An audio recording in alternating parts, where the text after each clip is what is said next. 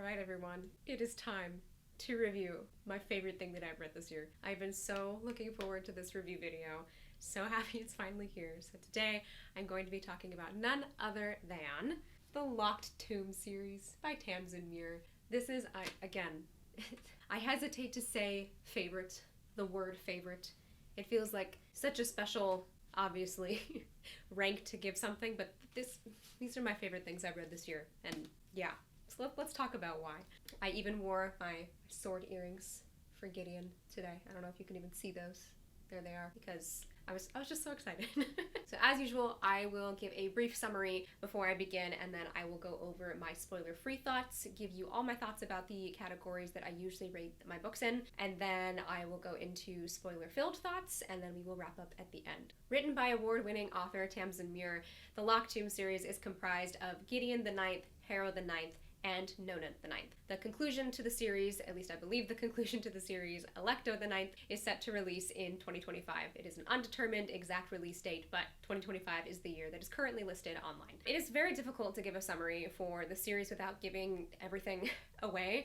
Maybe if I had thought about it a little bit more, I could have come up with something, but when I was sitting down to work on this script, I just kept thinking, I don't know how to describe this without completely spoiling the direction that it goes. So I am cheating a little, and I'm just going to read you the summary of the first book that I wrote for Goodreads because it sets up the premise, it kind of gives you an idea of what to expect. Made a couple tweaks for the video, but generally this is almost word for word what I wrote for Goodreads for this first book. So just to introduce you, if you're not familiar with the premise of the story, the central players, and kind of what to expect from it. So touching on elements of sci-fi, gothic horror, fantasy, and mystery and thriller, the story follows Gideon Nav, a swordswoman forced to serve the necromancer of the Ninth House, Harrowhark Nonagesimus, as she seeks to become a lictor to the Emperor Undying.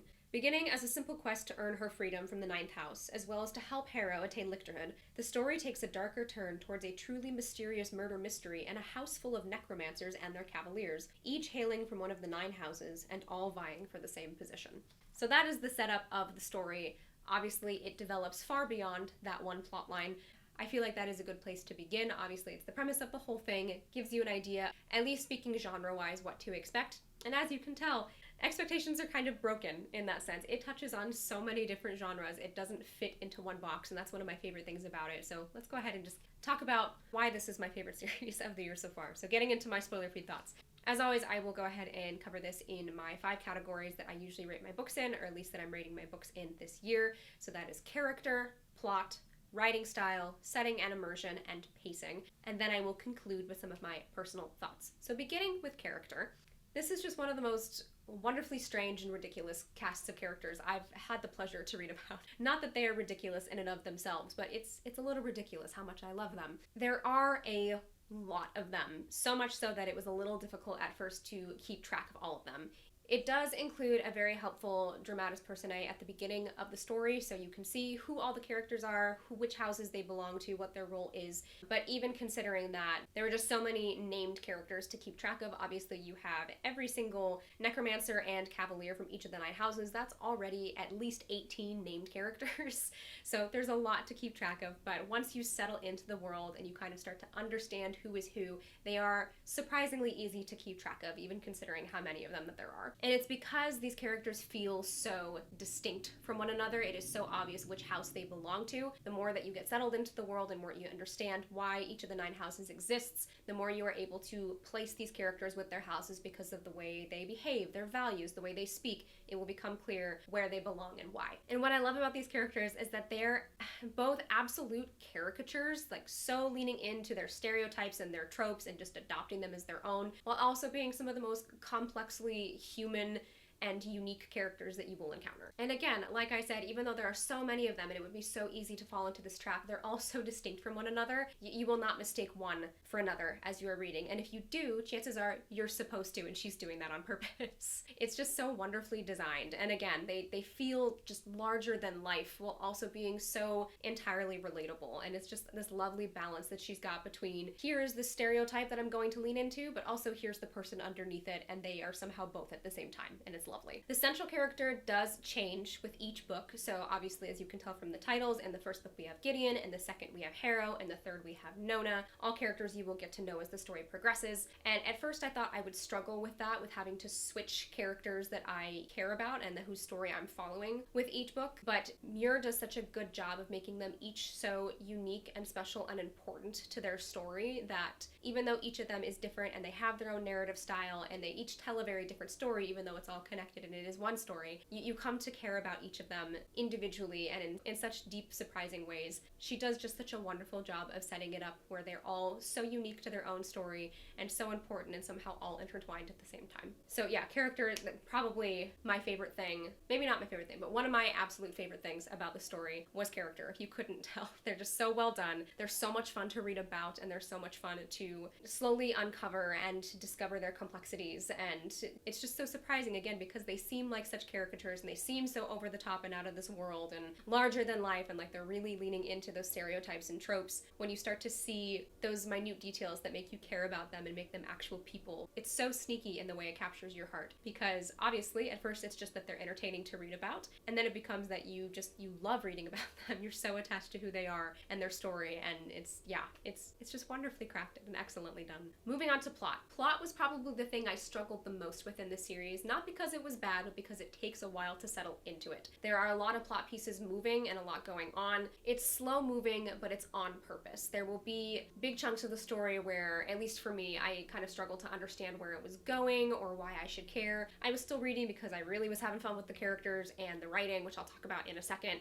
but I struggled to understand why the plot was happening, why it was important, kind of where I was supposed to be, or kind of struggled to know what to expect from it. Probably because it is so genre defined, there isn't really one box it's fitting into, so it was surprising, which is a good thing, but at the same time there was a lot of it where I wasn't sure where it was going and it took me a minute to settle into it. But once all those pieces start to click together and the story really does take off, the plot is masterful in all three books, and they're all so different. Again, they're connected, they're the same story, it's the same world, the same, universe, and all these pieces are connected to each other. But the way that she sets up the plot is it's just so smart and masterful, and the way that she, slowly puts these pieces into play so that they all come to a head at the right moment. It's just so well done. And again, I think I struggled mostly in the second book with plot, speaking in that respect. The second book is very, very different from the other two. Like I said, they're all pretty different from each other in good ways. Not so much so that you don't feel like you're reading the same series, but the second book was just such a different story than the first one. So when I first came into it, I was a little unsure of how to find my footing, and it took me longer to really understand, again, what was going on and how to settle into it. But I stuck with it because I was intrigued enough to. And again, once those pieces all clicked into place and the story really started moving,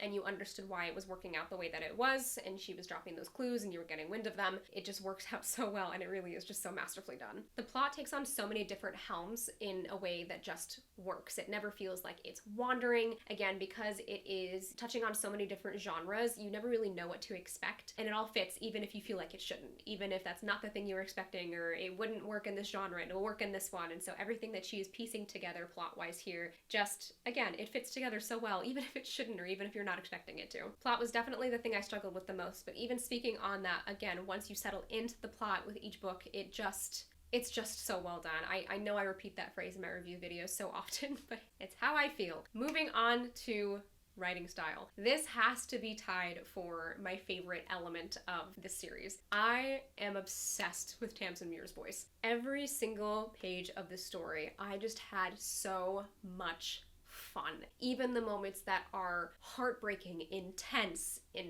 frightening, and even the moments that you shouldn't be having fun, I was having fun because her narrative voice is just so entertaining. It's a delight to read. The amount of times I had to stop and just take a moment to soak in what she was saying. It's like, that's just so funny, or that's so smart, or I never would have thought to describe something that way, but that works. I can picture that so clearly. These books really are, they're very grim, they're very gory, they're very dark, but they're also just so funny. Her comedic timing is so good, and it's just, again, it's so cleverly done. I spent so much of this book laughing out loud. And something that I've talked about with people in the past, maybe not on this channel, I don't remember, but I'm not very emotive as a reader. Even if I'm feeling something in the story story very deeply, or it's really affecting me, or I think it's really funny. It's very rare that you will actually see the emotion that I'm feeling on my face as I'm reading. I'm pretty deadpan, so even if I feel like crying, I probably won't be crying. Even if I think it's funny, I probably won't be laughing. I don't really outwardly express what I'm feeling about a story until I finished it. And this series made me genuinely laugh out loud so many times throughout all 3 books. I was giggling. It's just because it's so funny, but in the best way possible, where it's not overdone. It balances so well with those more intense moments, and just she's so good about pairing the levity with the intenseness and making it all matter and be meaningful to the story. And her voice, it's just so unlike anything I've ever read. It reminds me of the first time I picked up a book by Mackie Stiefvater, the first time I picked up a book by Laini Taylor, more recently the first time I started listening to Dungeon Crawler Carl and hearing Matt Dinneman's voice. There's just something so unique and stylized about it. I've genuinely never encountered another writer or story that's written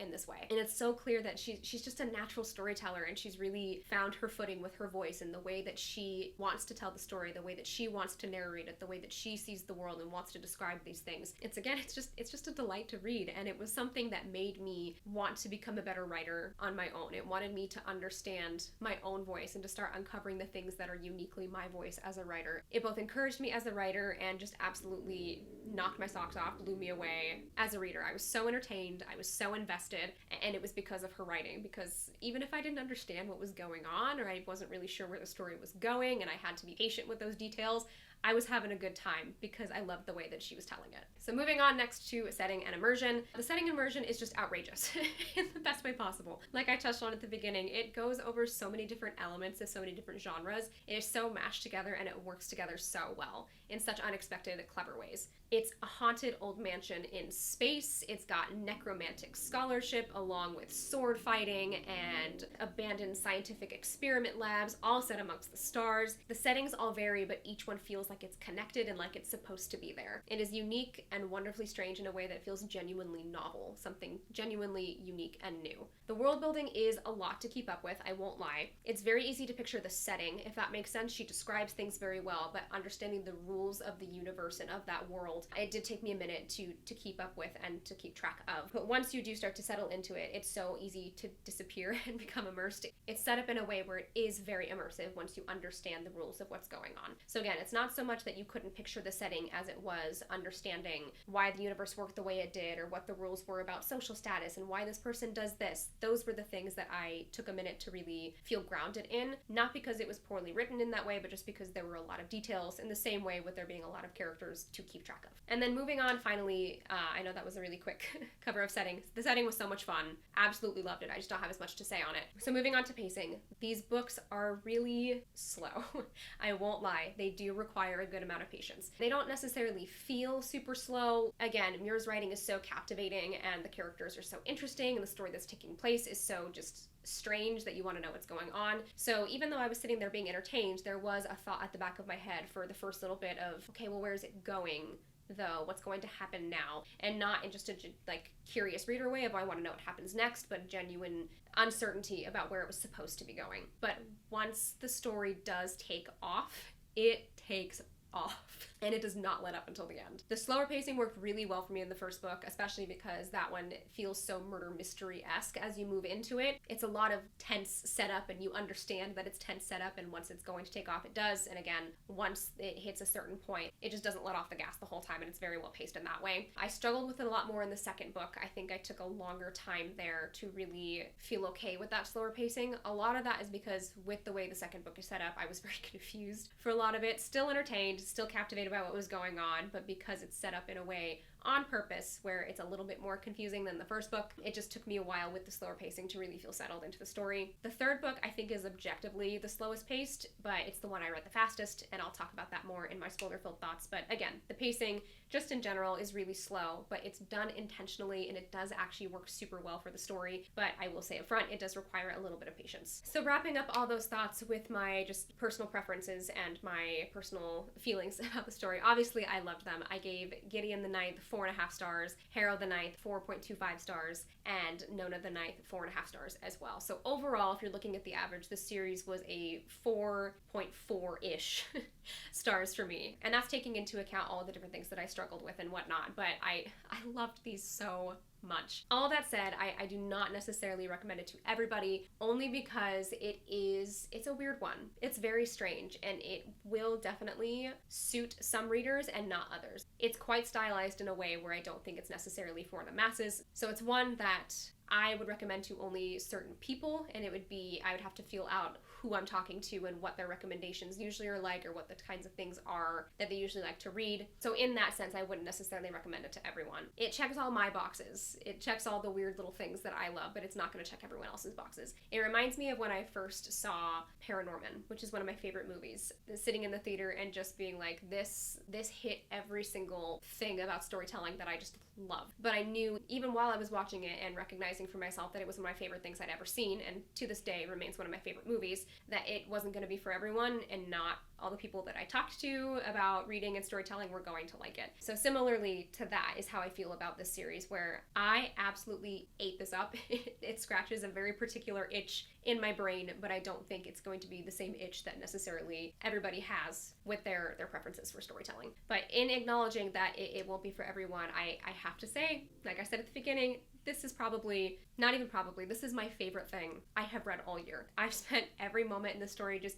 absolutely delighted to be reading it. I love these characters. I'm so fascinated by the story that's unfolding, and I cannot get over Tamsin Muir's voice as a writer. I'm obsessed with it. This was, besides my few small complaints and confusions and whatnot, this was pretty much near perfect for me as a reader. I adored it. Moving on to spoiler-filled thoughts. If you do not want spoilers, you can go ahead and click away to the ending, but those of you who want to stay for spoilers, gonna go ahead and get on into it. So beginning with Gideon the Knight. I love Gideon Nav, okay? I love her so much. This was just such a wonderful introduction. I don't want to say it's my favorite because they're all my favorite, but it holds a very special place in my heart because it's the one that starts it all. You know, I said in a recent video, I think it was my Green Bone Saga video, that I just love beginnings to stories, and again, this one it hit the nail on the head. It was wonderful. Even as I appreciate the expansion of the world through the other two books, I just love seeing the world through Gideon's eyes. To begin with, it sets up the tone of the story so well, and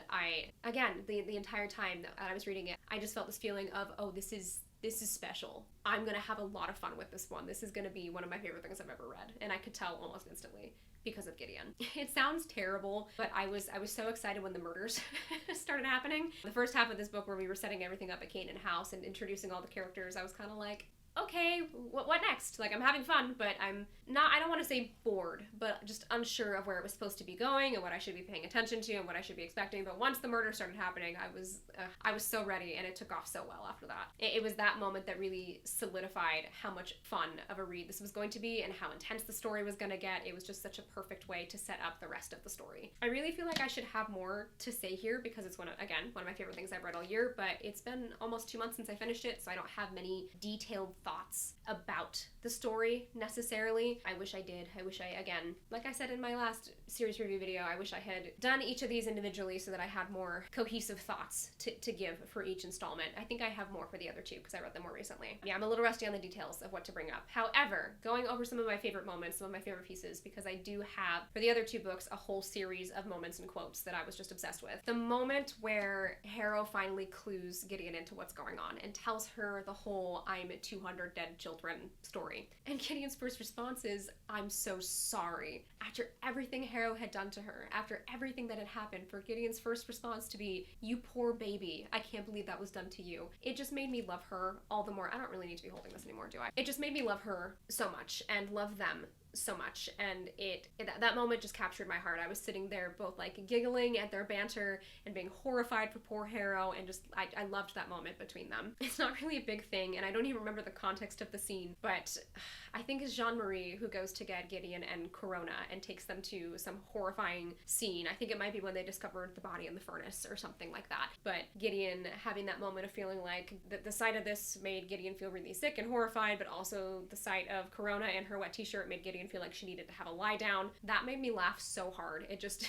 again, it was such a serious moment, and that line in particular and a moment in particular just killed me. I thought it was so great. And again, just such a wonderful indicator of the humor of the series. I loved it. And speaking stylistically, like I switched to the audiobook at one point and went back and forth between them just because I was running behind on my reading and I wanted to catch up, and I was reading it a lot more slowly than I was expecting to. But I began with the physical copy, and seeing all of Jean-Marie's like tiny little texts when she was whispering of, "Magnus, no, don't say that? That's so weird. It's just so funny. I love the stylistic choices that were made. Again, it sets the tone of the entire story so well and just it really sold me on this whole series. I loved it so much. Moving on to none other than Darling Harrow. Oh, Harrow. I struggled with this one, but it was still great. It took me a long time to really appreciate this book because it just took me so long to understand what on earth was going on. I was very confused for probably the first half of this book. The switch to second person and the unreality of Harrow's experience, not that it lost me, but it was a steep learning curve for me where I had this thought of like, man, I thought I was smarter than this. I don't know why I can't keep up with what's going on, but I can't really keep up with what's going on. That said though, I knew from the first book that if I just stuck with it, if I just hung on, that I was going to enjoy it, and so obviously I did. And I knew I was going to love it, and I appreciated the insight into Harrow's character, especially considering that we don't necessarily get a ton of that in the first book. She's this, vague, shadowy figure in the distance for so much of it, so to see her inner world and to see the way her mind is breaking apart and to see everything she's gone through and what she's suffering now and the way she's coping with it just made me really love Harrow more than I was expecting to. So even though it took me a while to appreciate what was going on, I did end up really loving the way that this was set up. And again, I was a little overwhelmed by all the new pieces introduced to the metaphorical chessboard. And in that, understanding that the second person and the unreality of the experience so mirroring what was going on in Harrow's head, I love that choice stylistically, but it just took me so long to get it. I was just so confused for so long. But once those pieces start to slide into place, when they all the little chess pieces hit their spots and the board looks the way it's supposed to and you start getting those reveals, I was just so blown away by how smart this book was. And more than anything, I think this is the one where I was the most impressed by the writing. Again, I had so much fun with it in the first book and I knew it's what made it really special, but there were so many lines that stuck out to me as just a showcase of what you can do with words. I thought it was incredible, so I've got my collection of things that I loved. Near the beginning, your clinical brain rose to the fore as your meat brain shied and ran around and barked like the badly behaved animal it was. That line, I just had to stop and read it several times, not because I was confused by it, but because I was just sitting there smiling at it. All I could think was, that's such a funny way to describe her reaction to this, and it's such a clear picture, and I never would have thought to describe it this way. It was just such a unique line, and I loved it, and I sat there rereading it over and over and over again, and it was perfect. Other moments. Harrow Hark, Nona Gesimus. I really think you should consider the idea that you might also be haunted. What? Excuse me? I read that line before bed and I had to put the book down and go, oh my gosh, now I have to sleep, because I was getting tired, but I didn't want to sleep because I wanted to keep reading, because what an incredible twist and line and way to present that. But you were always too quick to mourn your own ignorance. You never could have guessed that he had seen me. That moment where it clicks that there's a reason this is being told in second person and we are not actually looking at it from Harrow's perspective. I mean, like, we are, but also we're not. Oh, that moment absolutely killed me. Genius. I love it. And I love that the stylistic choice worked even before we understood that it wasn't Harrow narrating, because it so mimics her being out of her mind and having to deal with her grief and her confusion and like her brain just not being right. The second person really worked that way, but when you understand why it was working that way, that was just, it was such a good setup. When God asks her, who's been tampering with your temporal lobe? Another moment that made me go, oh, that's an important piece of information. Yee. Made me also feel like that, oh yeah, it's all coming together meme. This one, right here. And then finally, for this book, the moment where Ortis they have that meeting before everything goes down, and he says, but now that I have died without hope for heroism in life, I will hope for better heroism in death. That's so beautiful and hopeful and sad all at the same time. I love the way that drove home the thematic weight of the story, and the playing with life and death, and that whole conversation and everything to do with necromancy. It's so layered as a line to begin with, but also it just makes you feel for this poor character who, was seen as kind of a bumbling idiot for most of it, and then you understand the depths of what he's feeling and what he's struggling with and what his soul is going through. Even though I struggled so much with Harrow, pacing-wise, I was obsessed with it. Writing-wise, I thought it was incredible. And then finally, dear Nona. It makes me so sad knowing that, at least from what I've read, this is probably the least favorite among the fans, because I loved Nona so much. I loved her. Objectively, I understand it's the slowest of the bunch and it feels the most disconnected, especially with Nona as a narrator, and I understand that it's probably objectively the least compelling out of the three. However, the slow, domestic nature of the story, especially leading up to the reveal at the end of who Nona is what just absolutely stole my heart about the whole book. I know objectively out of all of them it's the least favorite, at least again from what I've read, and I can understand why, but my gosh, I loved Nona. And Nona's character is just so darling and innocent and naive while also being this, force of nature. And again, I think it just highlighted how different each of these women is in each of these books. And I love that, one, they're all super unique from each other, but two, that they're all just so different from the standard strong female character, especially in books that are categorized as fantasy, because they're just also, they feel so real. And they're also distinct from one another, and each of them has their place in their story for a reason. And I love that we get to switch perspectives and which character we're following, and it makes you just appreciate the depth of everything that Mira's setting up in the story. I was so excited that Camilla and Palamedes were back, because they were, outside of, obviously Gideon and Harrow and Sweet Jean-Marie in the first book, they were my favorites from book one. I loved Camilla and Palamedes so much. So seeing their names on like the first page, I was just, I wanted to applaud. I was so thrilled. There was just something so comforting about their return. I felt like them being in the story, even though everything was a mess, I was like, oh, it's gonna be okay, because Camilla and Palamedes are here. They'll fix it. And their story just, it broke my heart. I'm gonna read the whole extended quote about them and their love story that's so different from a typical love story that goes beyond the general approach to a love story. I loved them. Theirs is just, it's such a love story in a way you would not expect. And it just killed me. It reminded me very much of Bryn and Katai from the Poppy War books, of their story being something of a love story, but not in the way that you would expect. It's so beautifully done, and I adored them. I definitely had to look up an explanation at the end of this book as to what was actually happening. I thought I was tracking for most of it, and in those last few chapters, I was like, I'm so lost. I'll read it and I'll figure it out at the end, especially that last little stretch there. But once I did, and I understood those pieces and I understood what was going on, this is one of the most genius things I've ever read. Not even gonna lie. The setup that she is doing in this book and everything that she put together, it's so smart. I can't get over how smart it is. And I'm so soft about Nona being Earth. The fact that she is gentleness and love while also being an absolute force of nature, and having to hold those two things in tension with each other, especially with her losing her grip at the end, that the need to hold on to the life that she had, starting as she starts to realize who she actually is. It's just so beautifully done. And again, it's unlike anything I've seen before. It's so clever.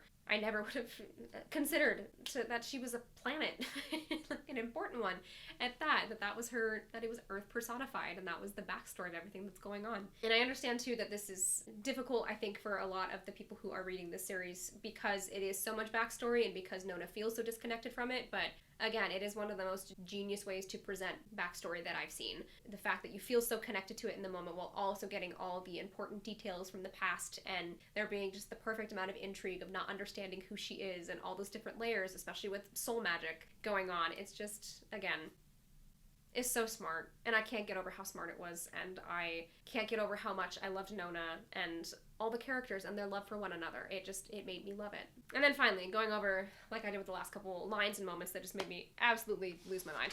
The entire "what do you find sexy" conversation, I was genuinely laughing out loud. I remember I was driving to work, and it was very early, and I was just giggling in my car. Sweet Nona thinking that the flowers from the shampoo ad are sexy, and the back and forth between Camilla and Palamedes about what Palamedes actually believes is sexy. It's so funny. It's one of the funniest things I've ever read. And at the end, Sweet Nona, as she starts to realize who she is, and she doesn't want to push her way through the river, and is having that conversation with Palamedes about, what if I just didn't? What if I pretended it wasn't happening? What if I just let go and I go back to normal and we can all be a family again? And then she remembers Noodle and does the right thing. I think that's so perfectly... It was just a moment that made me laugh, and it made me just, like, it made my heart break for poor Nona, because what she was experiencing was horrifying. But also that being so quintessentially Nona, that the second she's reminded about Noodle in the back seat, she says, I forgot about Noodle, I gotta... Well, that's what makes her make the right choice, is the dog. It's just so perfect. And, Palamedes and Camilla becoming Paul. Camilla, we did it right, didn't we? We had something very nearly perfect. That entire conversation between the two of them, where they merge and become one, again, it's a love story like you've never seen, and it goes beyond the typical romance that you would see, because it's not even romantic, but there's such a devotion between the two of them that I I'm going to be thinking about for a long time. So to wrap it all up, again, I will say it's not necessarily going to be one that I recommend to everybody. It is also, like I said with the Greenbone Saga, this one is also pretty adult. Not as much, I think, as the Greenbone Saga, but there is still a lot in this one as well. But it's not even to that. It's not just like, oh, I don't necessarily recommend it to younger readers, or there's, you know, heavy content in it. It's that it's just such a stylized piece of writing. It's just not going to be everyone's cup of tea, but it was absolutely mine. I'm so excited about Elect of the Night's release, whenever that is. I'm excited, I'm scared, but again, more than anything, I'm just looking forward to getting to be back in this world and with these characters and to see how Muir continues to tell the story, because, again, I love her voice. I can't get over her storytelling ability and just the world that she spins with her words. I think it's incredible. It is an incredible piece of creation, and I have loved being along for the ride. This is where I move on to what I'm doing next. So coming up next is, I have another readathon this upcoming weekend, and I'm excited because this time I get to do it with a buddy. I'm going to be tackling a series that I wanted to tackle for years, so I'm really excited about that. It will take me a while to get that edited and out, so sometime within the next 2 to 3 weeks probably you can expect that, but that'll be the next thing for me. As of now, that's really all I've got on the docket besides my typical end of month writing update. Thanks as always for being here. I appreciate you all tuning in and listening to me ramble and rant about the things that I'm reading. If you've read the Locked Tomb books, I would really love to have a deeper discussion with you. I've got more I could say, but you know, I don't have 4 hours to talk, and you probably don't have 4 hours to watch, and I'm not going to take your time that way. But if you've read these books, I would love to have a deeper discussion with you about them. And if you've not read these books and it sounds like your cup of tea, I hope this video has encouraged you to go check it out, because I think you will have a blast with them. As always, you can also find me on Instagram and Goodreads. Those links are below, and if you feel so inclined, you can also subscribe below. Until next time, happy reading, happy writing, and I look forward to chatting with you all soon.